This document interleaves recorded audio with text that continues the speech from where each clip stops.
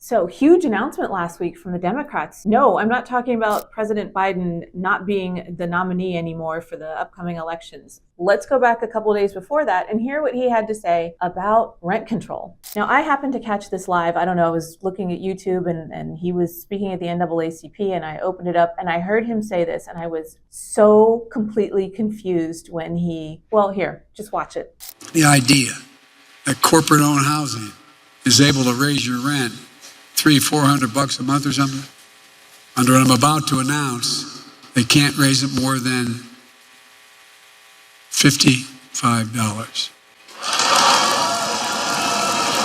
I thought $55, that seems awfully specific. Well, it turned out that he had misread his teleprompter, I guess. The proposal is to cap rents from growing more than 5% per year. So Biden's now out, of course, but the policy is still up on the whitehouse.gov website. And so we're going to talk about it today. Let's talk about rent control and what this would possibly mean for tenants, for America in general, for the real estate market. So the proposal being put forth says that major corporate landlords who own more than 50 units would not be able to increase their rent by more than 5%, or they would lose certain valuable tax breaks. And this, according to the White House, makes up about 20 million units, or about half of the rental market in the United States. And there is absolutely no doubt that tenants need help right now. I mean, rents have gone up 33% since COVID, according to Zillow, and wages certainly have not kept pace with that. So how would these rent controls affect the real estate market? Well, that's what we want to talk about here.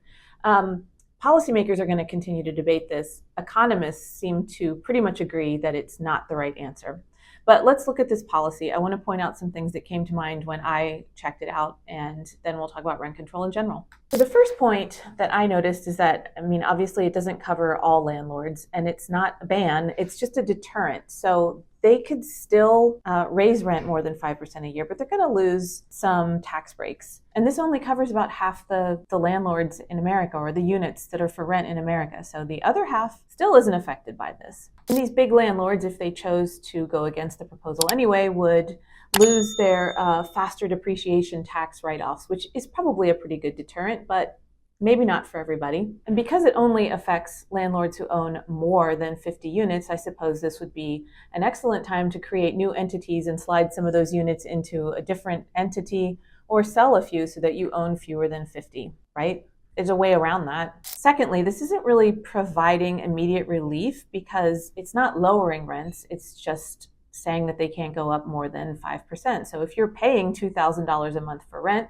next year your rent can go up to $2,100. That $100 would be the 5%. And thirdly, maybe someone else can explain to me why this is, but it's based on its targeting who owns the property, and that to me doesn't necessarily make sense. Let's say you own 50 luxury condos in Miami that rent for $15,000 each. That's not really gonna affect the market that we're trying to help, which is the lower income tenants. I couldn't really figure that out. I looked at, New York City obviously has had rent control for a very long time, but it's based on the building being built before 1947 and applies to families who have lived in it continuously since the 70s. So you hear about these apartments being passed down generationally, and then you have some 20-something living in a gorgeous brownstone somewhere you see a 20-year-old living in a gorgeous building with high ceilings and ornate fireplaces who's paying $1,300 a month because she was lucky enough to inherit this property through tenancy from her parents. Excellent,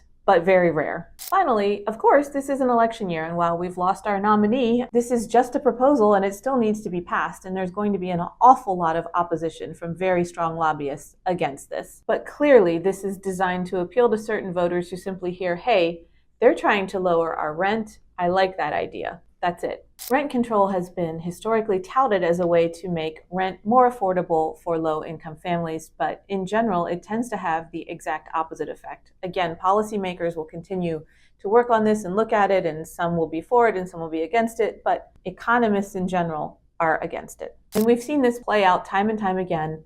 Whenever we have rent controls in place, what happens is demand for those rent-controlled units absolutely skyrockets, and everyone clamors to get into one, and then they never want to leave it once they're in. And eventually, perhaps not immediately, but eventually, landlords find that it simply isn't feasible to own those apartments anymore, and many will convert them into units that are for sale or sell out of that business, and then you lose the rent control again, or they find that it isn't economically feasible to maintain the apartment. And so the apartment's in total disrepair. It doesn't make sense for them to keep it up, and then it becomes uninhabitable. And then those properties that fall under the rent control that were designed to make the rent more affordable for families are vacant because they don't even meet minimum rental standards anymore. Usually this is also seen as a disincentive to build new properties too, which is why the proposal that Biden talked about does mention that it won't cover new construction. But if you were a developer, would you necessarily trust that or believe that? I don't know. And this causes the supply of rental properties to decrease, which increases the demand for the ones that are available, and therefore the rents go up. And the affordability that the rent control was trying to alleviate, once again, is gone. So the people who benefit from rent control are the ones who manage to get into a rent-controlled unit, stay there for a very long time, whose owner doesn't decide to sell, and who somehow is able to continue to maintain it, or perhaps the tenant themselves does more to maintain it so that it stays a rentable unit. So it really only benefits a small number of people, and really only temporarily. So without rent control, the market sets the price, not the landlord, not the government. And when the market sets the price, if the rent is simply too high, no one can afford to rent it, and you're not going to have tenants, and then you have to lower the price. Increased supply of units also means that demand will go down, and so therefore the prices will go down too. So encouraging building is very often a better way to address this issue. This isn't really the popular answer, but if a city is in high demand, then rents are higher because it's a desirable place to live. My name's Krista Tarns, if we haven't already met, and I'm a realtor in the Central Florida area. And if you'd like to reach out to me, which many of you have already, underneath this video, there's always a link to my calendar. Please feel free to set up a time to chat. I'd love to hear from you all. And I'd love to hear from you underneath this video. Are you a renter? Are you a tenant? Are you a landlord? Do you own properties? Does this proposal concern you, or do you love it? I'd love to hear your opinions. Please feel free to drop a comment. Thanks so much for watching, and I'll see you next week.